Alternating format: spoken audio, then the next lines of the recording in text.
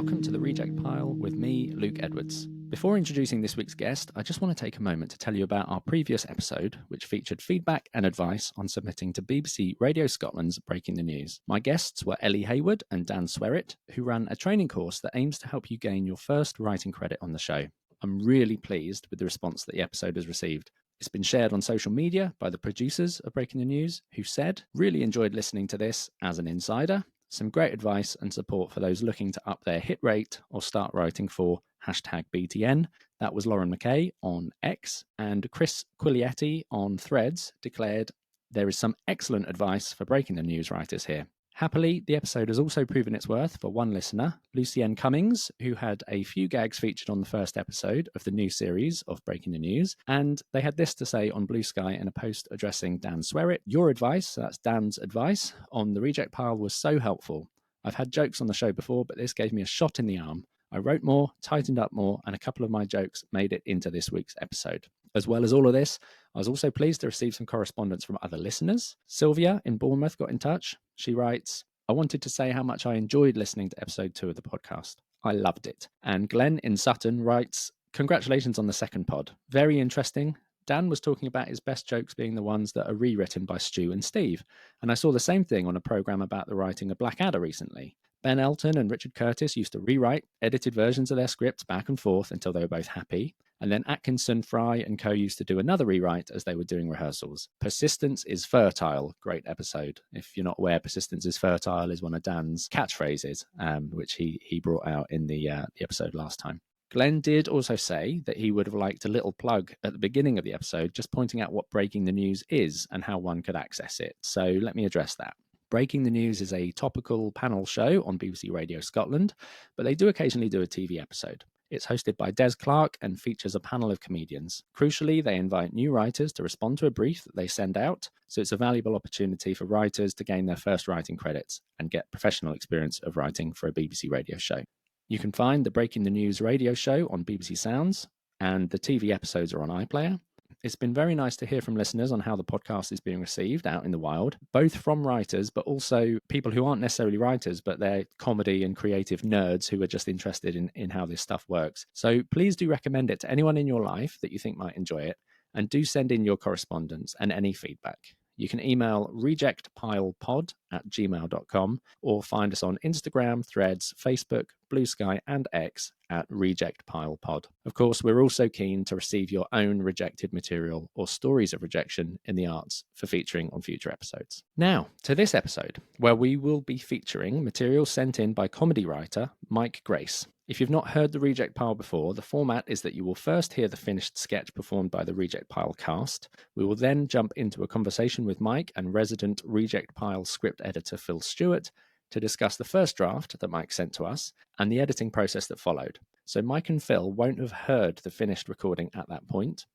During our conversation, they will then hear the recorded sketch for the first time and will get their reflections and thoughts on next steps after that. So here's what Mike had to say by way of an introduction. Picture this. A neurodivergent kid who couldn't quite nail small talk, but had an imagination that ran wild. That was Mike. Writing became his way of making sense of the world, or at least the one with clearer rules and way better jokes. Fast forward through careers in journalism, research, and social sciences, and he's still doing the same thing, building strange but honest worlds that hold up a funhouse mirror to our own. Whether he's roasting consumer culture, multicultural awkwardness, or our toxic relationship with food and work, his goal is simple. Make you laugh first, then make you go, wait, why am I laughing?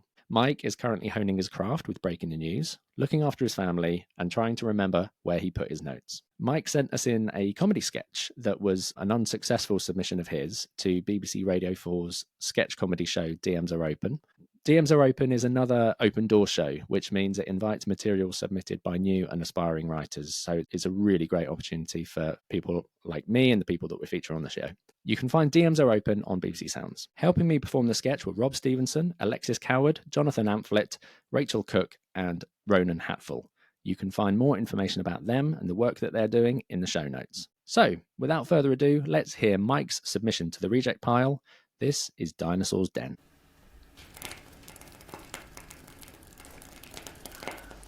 Welcome. News bad. Sky good. Now, Dinosaur's Den.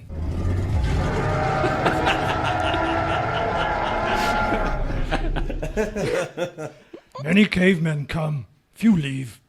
Meet Grot, Drog, Trod, and Stupid. Urk. Me dog. Me am asking for cave to be fire in. Me, I'm out. No, here dog. This good idea. Me, I'm still out. Trog is Tog brother.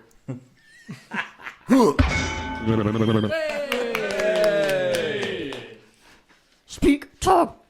Me, I'm looking at many fire cave all around land. Can Drog live in Fire Cave? Me not sure. For that reason, me am out. Fire cave. Let fire last long time. Me think Tog have good idea.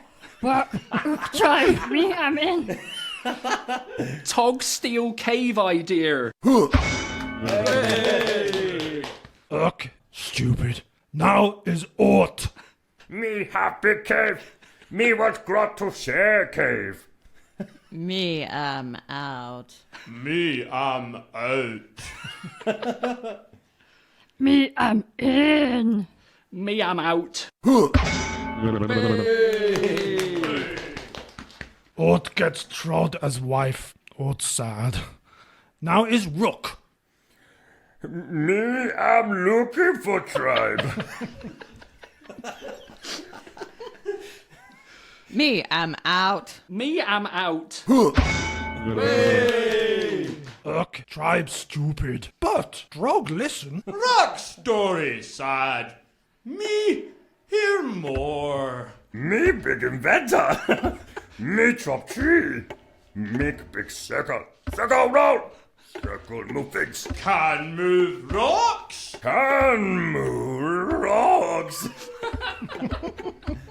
Can move caves. Not move caves. Me I'm out. Can move dinosaurs. Rock not try. Rock try. Rock me.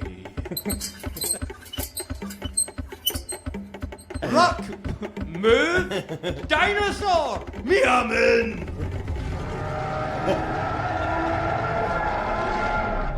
Me, I'm in.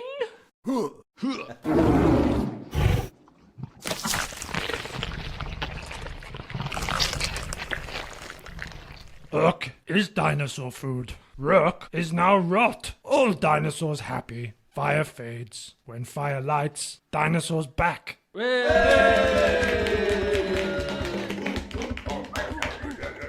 Mike and Phil join me now. Hello, guys. Hi. Hey, hiya. How you doing? Mike, welcome to the Reject Pile. And thanks for Thank you sending very much. Dinosaur's Den. I wondered if you'd like to start by telling us the inspiration behind the sketch. Well, the inspiration was originally there was a prompt called Brand New. This is about a year ago. And I was trying to think of, well, the best way of doing this script is doing something which will be brand new to start with, but is actually something that came way back in the past. So my original idea was, well, how about fire? The first man to discover fire. And I went, oh, that's Prometheus. Okay. The first man to discover a wheel. Okay, that's a good sketch. Now, how would they sell the idea of a wheel? Well, at that point, I started ticking on to Reggie Sauce, Right, which yeah. brought in Dragon's Den. And then I thought, well, they're not going to be dragons, they're going to be dinosaurs. And then taking that idea and just mucking about with it and going, right, so they're going to be on a TV thing. It's going to be cavemen, sort of a Flintstones thing. And from then it just started writing itself, as the saying goes. Yeah, of course. That's really interesting. That was one of the things that I picked up on, I guess, in my first read. I don't know if you had this as well, Phil, was are these dinosaurs or are these cavemen? And maybe, I don't know, maybe we'll get onto that. Yeah.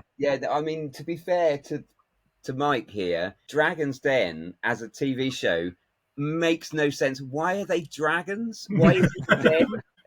I don't understand the link. Maybe I'm obviously thick, but I cannot understand where the link between that and being able to fund a business proposal. Dragons don't do that. Dragons have treasure. Yes, I think but that might be that's it. it.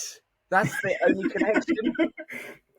Well, if that is the link, so they're basically like human Smaug, which Yeah. famously doesn't share treasure. And famously, you don't go and say, "Hey, could I have some treasure, please?" But anyway, so what you're saying here in this is that before dragons, there were dinosaurs who also had treasure that would then try to be shared. Is that? I'm just trying to make sure. I know it sounds like I'm being That's- really picky, but the concept behind the comedy, I always think, is important. Yeah, that's basically it. It's basically you've got to bring ideas in front of these elders who have the ability to make your dreams come true. Yeah, using And the format of Dragon's Den as the yeah, parody. Yeah. that's what it meant. I guess what I'm trying to get at is that confusion is the killer of comedy. I can't remember who told me that. James Carey probably. James Carey definitely says that. Yeah. Yeah, well, there we go. That's probably where I got that from. But it is that idea of, okay, hang on a minute. We've got several relatively confusing ideas, and one of them isn't your fault. One of them is Dragon's Den makes no sense, really. It's not them. It's not shown in any way. It's not like they're branded up as dragons, and it's a bit too. That would be a much better show. I would think it'd be great if they were CGI dragons. But I do think it's relatable. I think people, they're familiar with the TV. They are format. now, but I'm just saying then, but it's a bit, so then to use that abstract term to then stretch it even more to make it dinosaurs. I understand using the TV format, but what I'm saying is that kind of idea of stretching an analogy as your basic concept, and I'm like, what are you doing with the dinosaurs that makes them dinosaurs rather than dragons? I think I agree, Mike. It'd be interesting to know what you think. Like, the dinosaur element sort of seems surplus to requirement. We get the reference to Dragon's Den, and I think where it ends up, they're cavemen, right? I haven't fundamentally. No, they are actually cavemen. Yeah, the dinosaurs was basically saying, what would you call an elder of a tribe? And you'd say they're as powerful as dinosaurs. Well, and also, we do refer to old people as dinosaurs sometimes, maybe in quite an uncomplimentary sense. When I was reading the script, I was thinking, okay, I absolutely can see Dragon's Den with cavemen, and there's various things that appear, the ideas stolen from another tribe, and the support is given, and some people support it because they do and stuff, and I'm like, okay, but what I can't quite grasp is why this format. What is it that you're trying to say in general? What's and similarly, when we get to the punchline, it just sort of stops. And so this sounds like a big criticism, but it's more why this sketch? Why is it? Yes, you've taken an idea and you've put it in the past, but what does that do? What does that say? What is it you're trying to comment on in contemporary society that makes it important for you to use that and then put it in the past, if you see what I mean? What is it about the past that would highlight something about the present? Some new information. Yeah, do you see what I mean? And I know it sounds what a bit it was based on was with the prompts of Brand New. I wanted to show something. I wanted to show that everything's just on a continuum between what is old and what is new, and taking something that's fairly new and making it old again would sort of show how nothing's really changed. So it's sort of like reliving history. I guess what you're saying is, as an idea, perhaps if this was a running sketch with regular characters in different periods of time, and I'm looking at Blackadder for an example of how you can do this, and you could have, but in that case, you need to have really clear characters that demonstrate they're this type, they're the other one's this type of person, the sort of archetypes of character. And then you go, okay, this is them in the cavemen times, and this is them in medieval times. And then that would demonstrate this idea of humanity always has the same types of people throughout time. Should we get onto that a little bit? Because that's something that I think in the first draft, Phil, you and I possibly had a similar note, which is, I think, Mike, correct me if I'm wrong, but in that original draft, the connection between the elders in the sketch and the dragons that we know now and was not there, or maybe it was there a little bit. And I think maybe we both had the same note. Is it supposed to be there? And if so, let's amplify it. Or if not. So yeah, do you want to talk to us about that, Mike? I think number one, by that point, I'd only ever seen the Reggie Sauce episode and the parody that Harry Enfield did on it.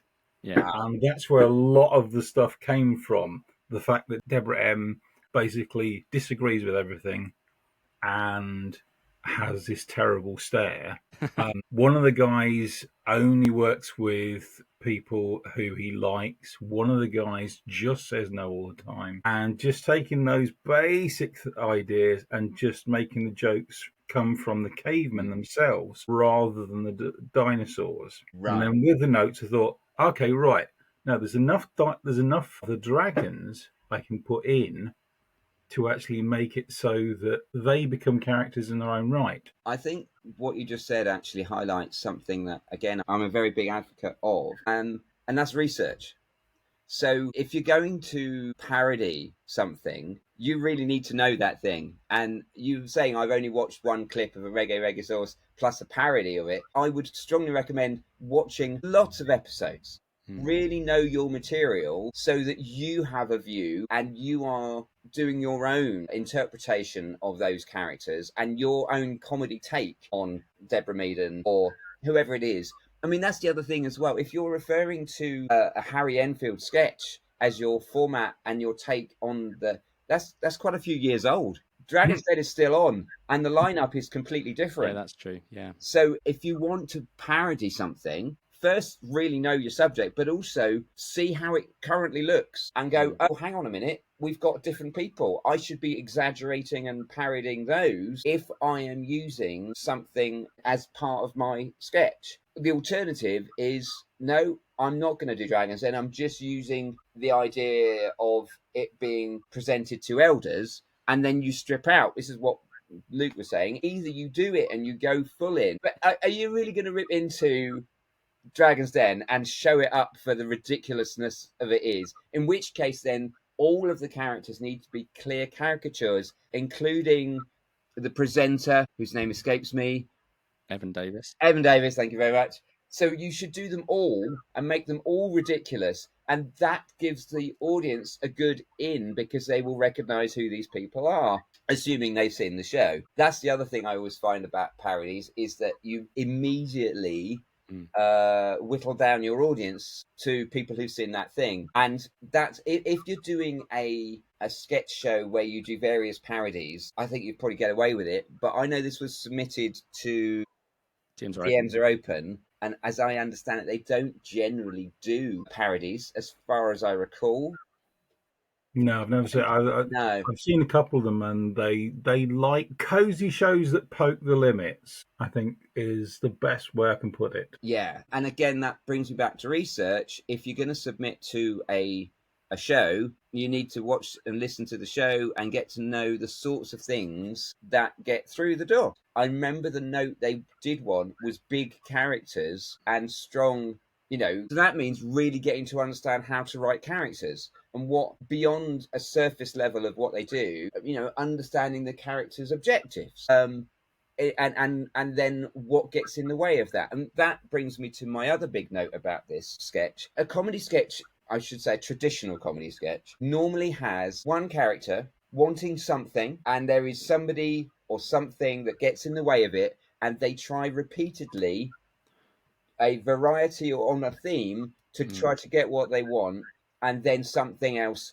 Something will happen, or they will think of some other way that will turn everything around and resolve the situation. But normally you focus on a protagonist, and this sketch, there seems to be it's a bit unfocused. Yes, we've got the dragons in it, but maybe it would have been better to have the protagonist being someone going to the dragons and trying various things with the same person, with and trying a variety of techniques in order to win.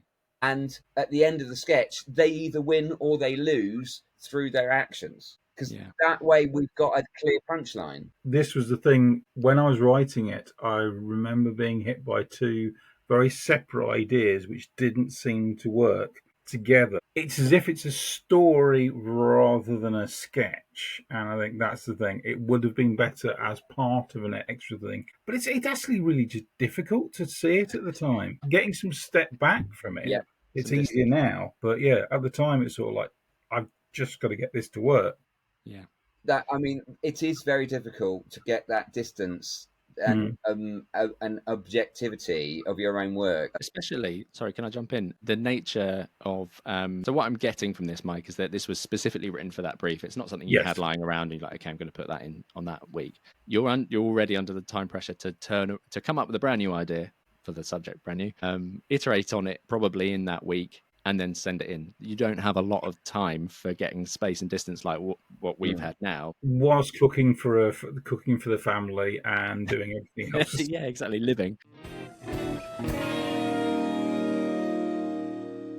I would recommend when writing a sketch, though, it's so important to have something to say.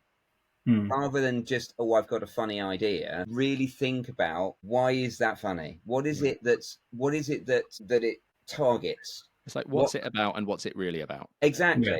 What is it you're trying to say? What is the... But I'm sure I've talked about this before, but comedy has always got a target. And it is normally ridiculing that target in some way and highlighting how stupid it is. Even puns are ridiculing the English language. And I'm not sure in your sketch what the target is. If it was a full-on parody of Dragon's Den, then that's obviously your target. But it doesn't really do that because, as we've said, we've not got clear characters who are in the show.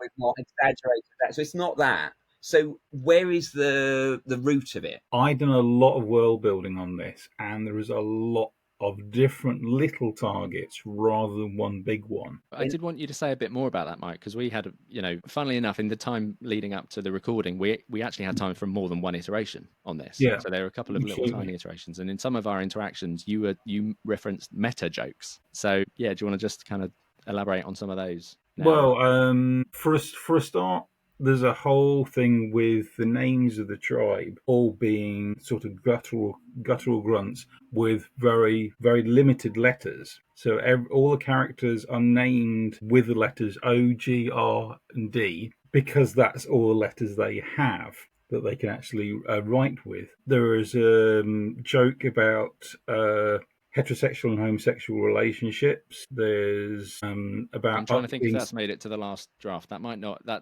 possibly doesn't come across in the recording. That's actually in there. So when you hear the final sketch, that maybe that one. one. Okay, fair enough. We'll reflect on that in a mo when you've yeah. Go on. I've just got a note about this, and I hadn't heard obviously the new version, but this idea that the cavemen have got only a limited alphabet and thus can only have names that are made up of those letters.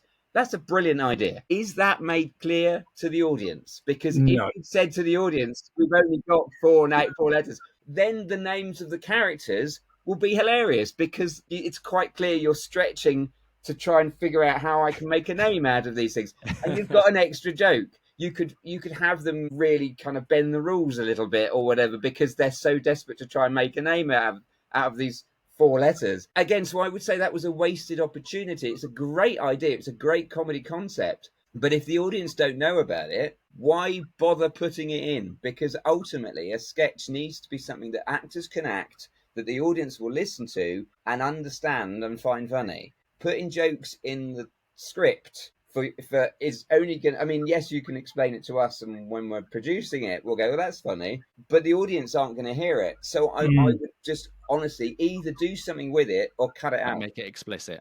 Yeah. Yeah, and I've got a note. I'm sort of increasingly having a note as the producer of this show, right? Because then I get my cast together and direct it and record the sketch. And that was one of the first, I guess for me, Mike, speaking like candidly, that was a bit of an obstacle when I first got it because the names are so similar. You're like, okay, what actually is going on here? And again, if I can like be critical again, I think it's possible there are some typos as well. Let me know if it's wrong, but it might...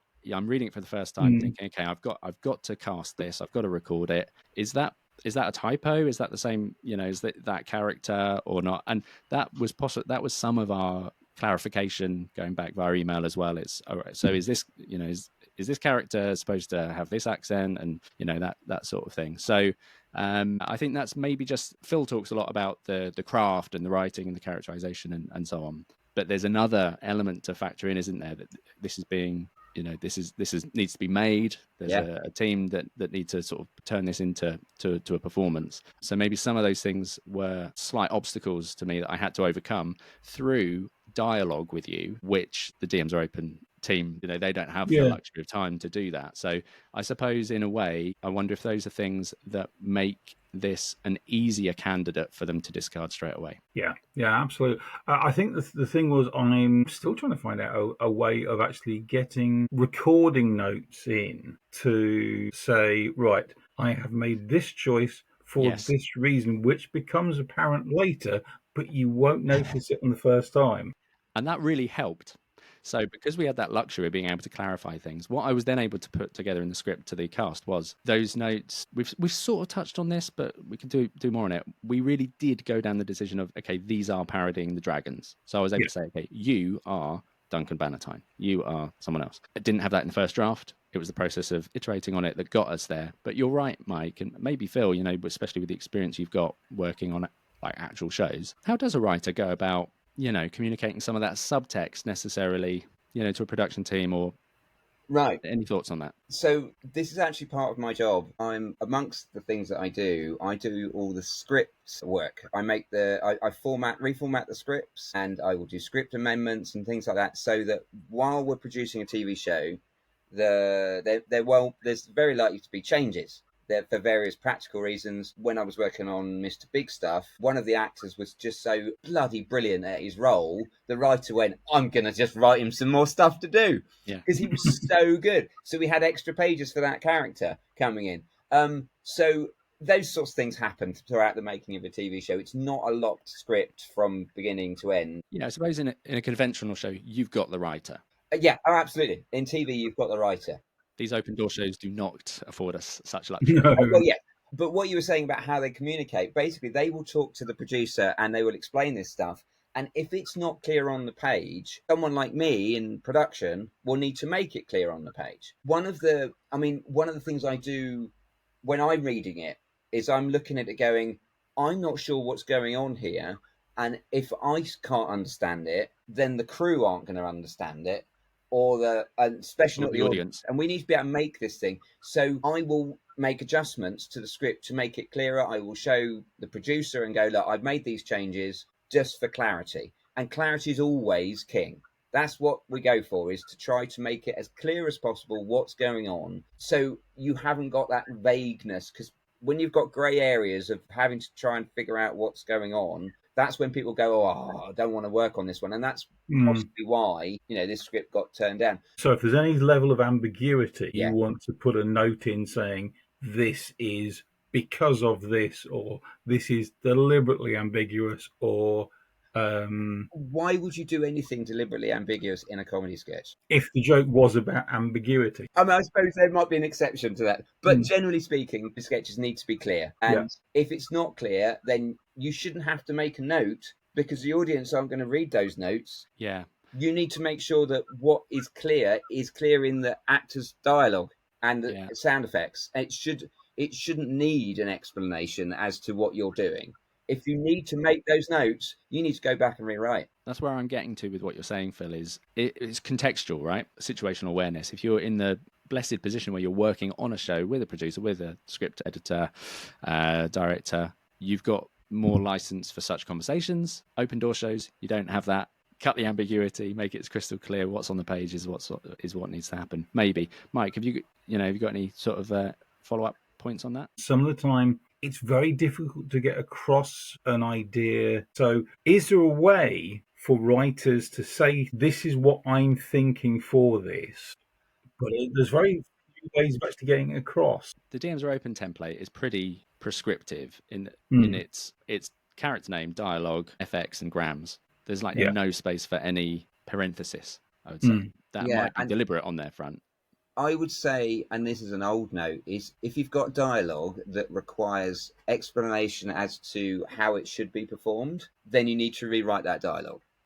The only time you need anything that's parenthetical is if it's, say, sarcastic or something like that that's really not obvious. If the dialogue doesn't make it clear how an actor should perform this line, then the line is wrong. And that applies to the story and the characters. It needs to be really vivid and clear, and only in the characters, how they behave, what they're doing, and the words that they say. And then the actor will pick that up and understand simply by the situation they find themselves in, and the things that they do will then inform how they deliver the line. And you don't need it, you need to get the sketch, or the script rather, to that point. And I know you said it's really hard. Yes, I would just like to point out, nobody ever said writing was easy. It isn't. It's a skill like anything. You've got to practice it. You should be practicing every day, something I'm very bad at, if I'm honest with you. But it's a developed skill that you do over time. But even in professional television, we get scripts in, and they get notes from the commissioner, they get notes from the producer, they get notes from the exec, and they get will then have to go back and rewrite. So don't be thinking that you have to be the best, most perfect writer in the world in order to, have a career, and then you're at that level that nobody will ever touch your notes and no one will ever give you notes. No, you will always get notes. And in fact, ironically, it is easier once you've been successful, because then you will get notes and people will pick up on things. When you're starting out, you don't get the opportunity to get notes. You've got to knock it out the park. And people go, wow, you're good enough for us to be able to give you work in future when you can be a bit rubbish and we can give you some notes. It's almost the wrong way around. So, unfortunately, it's very difficult to get into the industry, the writing industry, because there's such a high bar expected for entry in terms of the quality of the scripts you're doing. But at the same time, there's podcasts like this one where we will give you notes, and we will try to. It's kind of the reason why this podcast exists, is so that you get that feedback and notes that at the early stage you just don't get.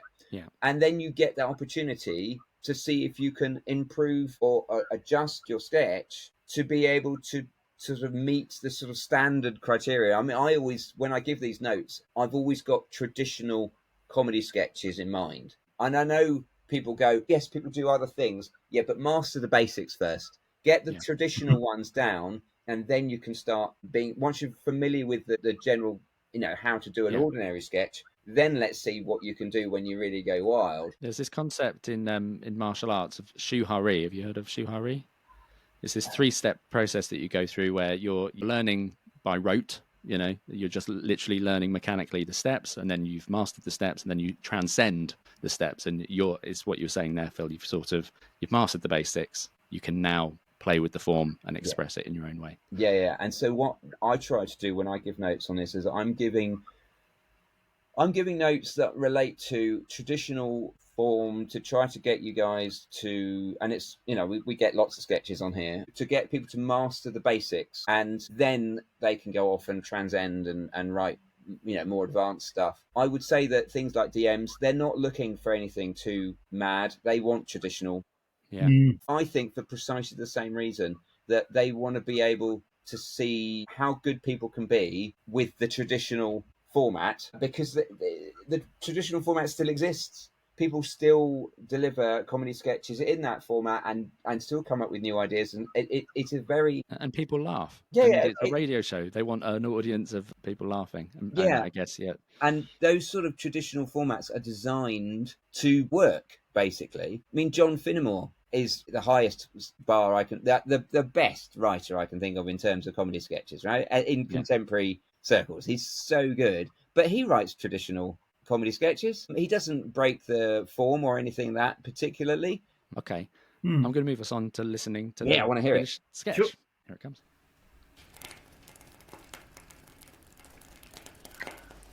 Welcome. News bad. Sky good. Now, Dinosaur's Den.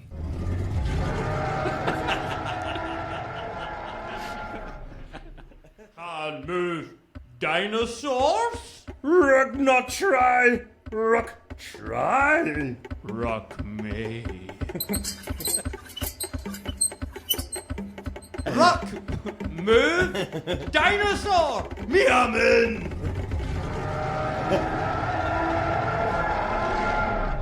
Me am in.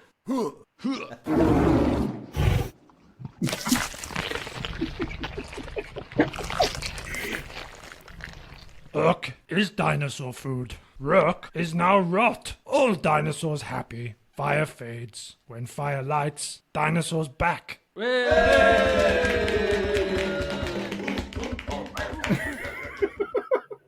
There we go. So, Mike, do you want to go first? Just what initial reflections you have off hearing that? I'd actually set Coda up as female because, again, Coda is supposed to be between the tribes and is meant to be the sort of female announcer. But the guy who did Drog was fantastic. That's the Duncan Bannatyne character.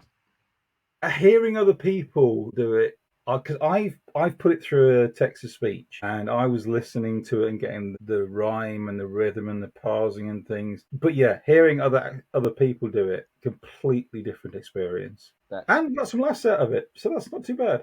Yeah.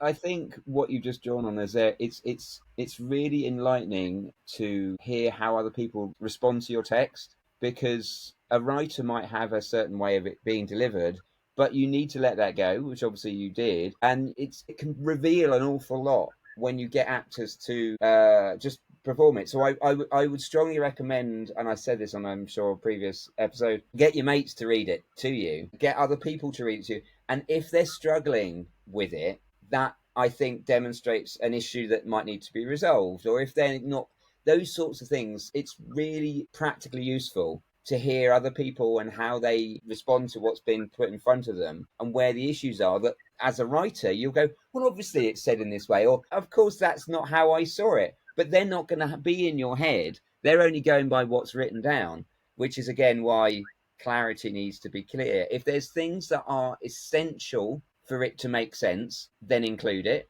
But this made sense and it was different to how you thought of, so that was fine, if you see what I mean. I would say having a female presenter on Dragon's Den demonstrates lack of research, because, as I said, it's Evan Davis. Yeah. So that, to me, doesn't make that. It made more sense if you're going down the route of parodying Dragon's Den, to do each of the people who are actually on the show, and that's obviously what you did in your version, Luke. Yeah, and I think that must have been a miscommunication, Mike. It's there, but I haven't wrote it there. There we go, and that's the thing. Yeah, because so again, the A in her name isn't available to the original tribe members, so I've not put that down. No one knew that apart from me. The other thing is a note that I wanted to give you based on producing it was the assignment to my cast was, okay, you need to be Evan Davis, but you're also a caveman. And obviously I think Duncan Bannatyne Drog, as you mentioned, that's the one that is clearly the easier one to execute. Is that what we're saying? Duncan Bannatyne is closer to a caveman. That was one thing that me and Mike had a back and forth on, was at one point, and perhaps this ties back to your point earlier about homosexuality. One of the dragons was Peter Jones, and I'm thinking, what, with respect to Peter Jones, what is distinctive about Peter Jones's voice? So I thought, well, let's go for Sarah Davis. That has not come across in the performance, obviously, with a sort of northeastern cave woman. But I think as well, like perhaps an unintended side effect of that is that character being portrayed by a female actor is then the one with the "me am in" line. And we've lost that gag. Disappears then. Yeah, absolutely. Because you've got caveman voices and they're all doing different. I mean, I swear 4 of them sounded like Yoda to me, but they're all doing so. The audience in their head are trying to distinguish each individual character, and they've all got funny voices, but they've also got funny dialogue, and that layers and layers of things that get in the way of clarity can be really difficult for the audience to understand what's going on. So I would go, you probably need to pick one or the other and go, either it's got funny dialogue, in which case then let's just have them speak in modern, so the Duncan Bannatyne is clearer, because that was fine. So they don't need to be talking a bit funny or anything. They can just be modern, or they speak in a contemporary language, but with caveman voices. Yeah. Putting the two on top of each other makes it a really hard listen for the audience to just follow the dialogue and what's going on. So it's just being mindful of that and going, so in the script you could make it clear and go, they speak in this accent, they speak in that accent, but they don't speak in caveman voices, even though they're cavemen. Or you put in the note, say, they speak in caveman voices, but they have quite clear dialogue that, so there isn't anything that would get in the way. That is a writer decision. You can make that one, but putting both on top of each other, or at least allowing for the possibility of both of those, which is what Luke has done, because he's gone, oh yes, we've got caveman voices and we've got caveman dialogue, and together the writer has allowed that to happen because you've not said anything against it, and therefore it's more difficult for the audience to understand. And I know this isn't something that you would necessarily be aware of until you hear it, but that is something that you can practice with your friends and go, okay, if you're going to read this, they may have questions, and those questions are things that are not in the script, going, should I put a funny voice on? And the script should give that away. Yeah. I wanted to build out on what Phil was saying again, just some more notes for you, Mike, just to bear in mind for future. Our actor with the voices that sound like Yoda, it's the same actor having to do multiple characters, and that does tie back, I suppose, to what we were saying earlier about, did this even need to be different characters? That's one note, but it's sort of an aside. The brief that comes out from DMs are open. We know we've got 5 cast members, so do we need to be mindful of the ceiling of characters that we might put in the piece? And that was sort of the challenge I had, and I think we covered this, Mike, was that actor is going to need to do all those different characters. It started off as being just a sort of a 2-person back and forth, and I thought, no, I've got to do more characters. And I ended up doing too many characters. So it's for DMs, that's the thing as well, and we spoke about it in the last episode that me and Phil did. DMs doesn't have to be the end of the road for this sketch, and hopefully this podcast episode is part of the process. So whilst DMs has got a ceiling of 5 actors, that doesn't necessarily have to be a constraint somewhere else. But I suppose if we reflect on why might this have been unsuccessful for DMs, that's possibly one of the contributing factors. And another thing that I wanted to mention, again from my experience, and I'd like to know what you thought listening to it as well, there are effects cues in the script that are, one character has hit another character. I certainly have had no idea of how to portray that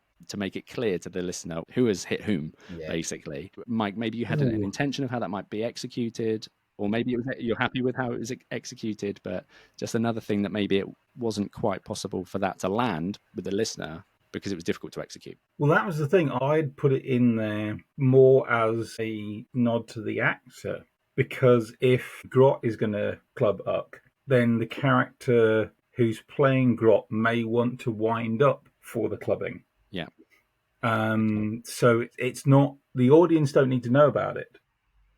So what do you think about that? The actors might want to. What about that? So that is in an FX cue, Phil. Yeah. You've got notes on that strategy. Yes, the FX cue should be clear, but at the same time, the FX cue description should be what the audience hear.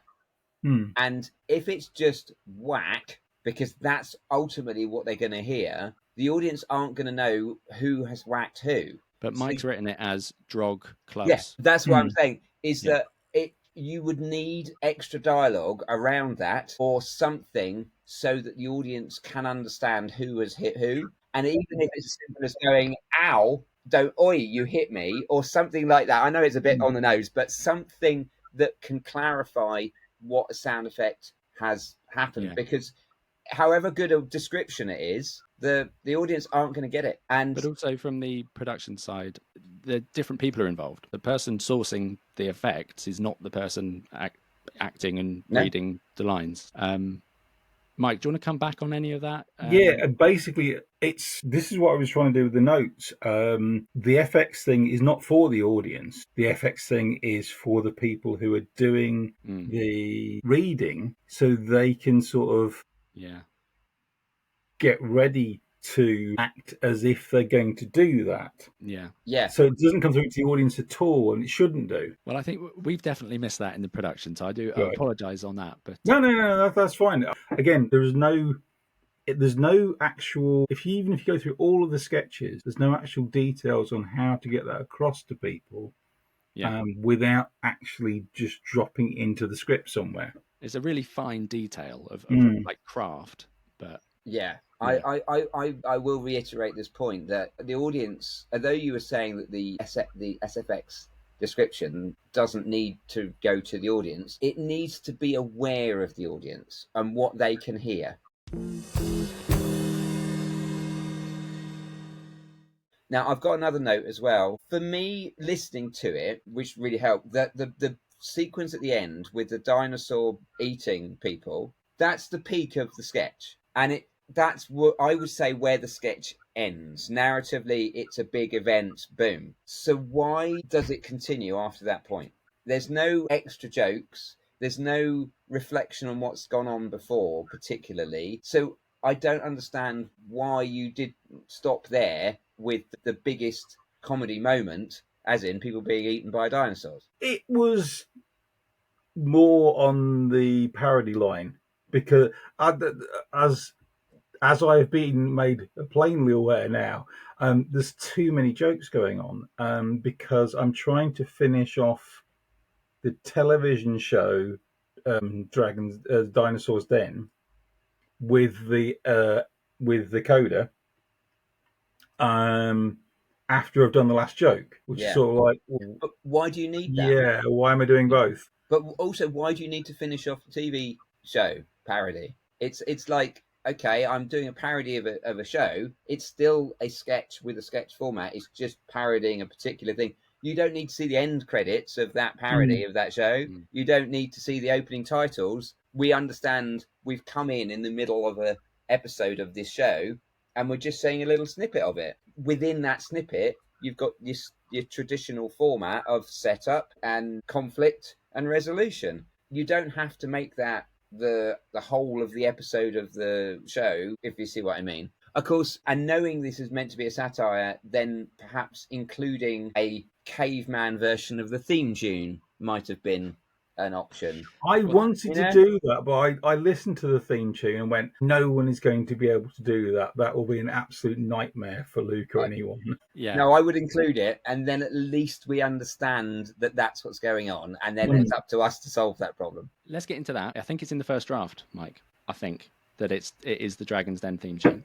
Don't know if anybody's got it. Oh, yes, it was. Yes, yeah, because that was one of my first cuts, because I went, that's ridiculous. Well, I How think did I ever think of that? Well, I've got two thoughts on this. Firstly, I think it's fine to give that to the BBC because the BBC owns. Well, I don't know which studio produces Dragon's Den, but at least the BBC broadcasts. Yeah, they don't make it.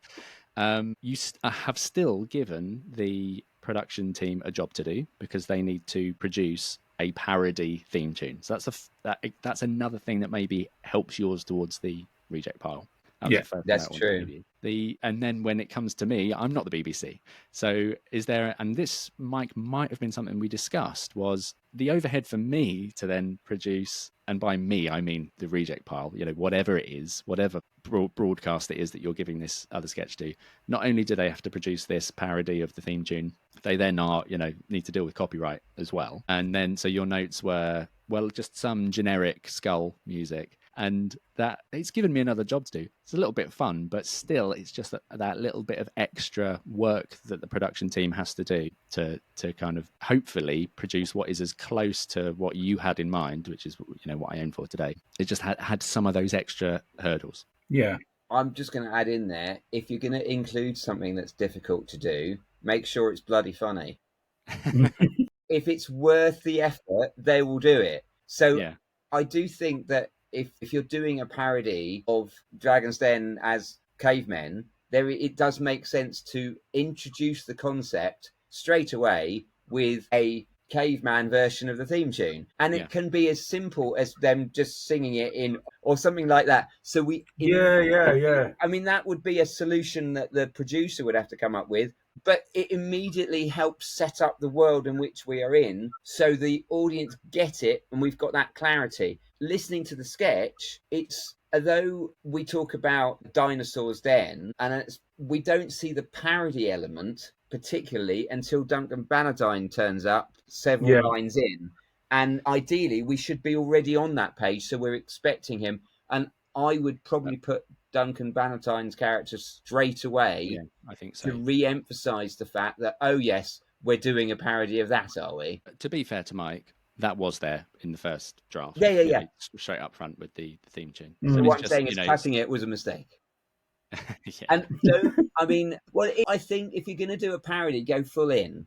Whenever you do any of this stuff, pick a lane and go, I'm going to do a parody of this. So that means we do a caveman version of the theme tune. We do a caveman version of the characters, and we really go full in to do it. When you start compromising and going, oh, maybe it's going to be difficult for me to do that, then I think that's where you start to lose your strength and the faith you've got in your idea. And you've got to have confidence and faith in your idea. And the more confidence you have in your idea and the more it shows on the page, the more the readers will go, you know what? Or the producers will go, you know what? It's worth doing this because it's hilarious. And they will find a way to do it within the budget that they've got. It doesn't mean they've got to do it, you know, expensively. There are ways around it. There is free music on the internet. There are versions. There are ways of doing these things that are very cheap, and just getting the actors to hum it. You know, there are. So you don't have to. Don't be worrying about budget as well. Yeah, if a lo-fi rendition is probably funny as well. But anyway, exactly. I think it's time to wrap up. So hopefully you've enjoyed, you know, the experience of mulling over the first draft, the notes, and then the latest recording of the latest version. It was really, really useful. I think, one of the things, it's just so difficult to get notes back to start with because you don't know what's gone wrong, and your really bad piece, which will never be rescued, and your really good piece, which just needs a little tweak, can look exactly the same. And you can't, without that extra insight, you don't know. Absolutely. Well, so, Mike, thanks so much for sending it in and joining us on Reject Pile. Do you want to just take a moment to tell the listeners where they can find out more about you and the work that you're doing? I am doing a whole set of work in loads of different places. I'm writing for Breaking the News at the moment. I have a website. If you go to a tiny URL, it's not really.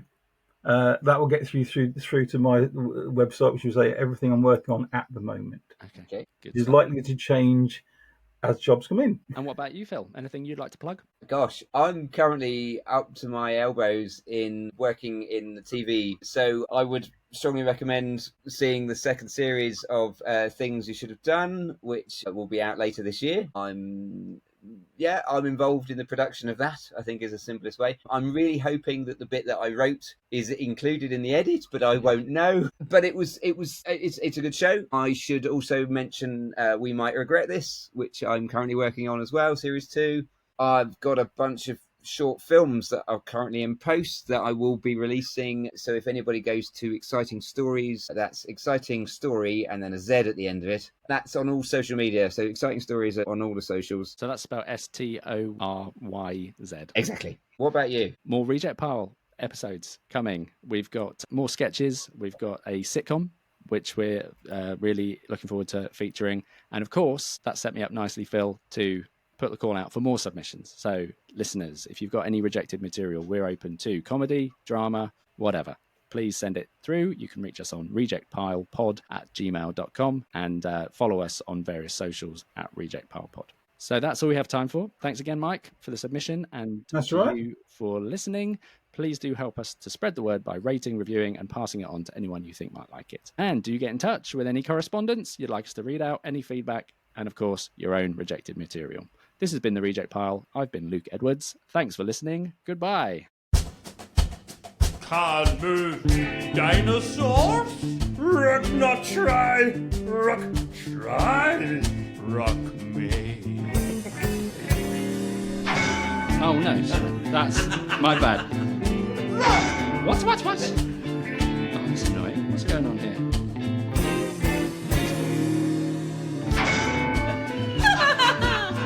Rock! Move! Dinosaur! Yamin! That asked a lot of you. Oh yeah, it did, didn't it? Yeah. My versatile caveman finally came in handy. My mum always said I look like a Neanderthal, so I finally live in it. It's all led up to this moment.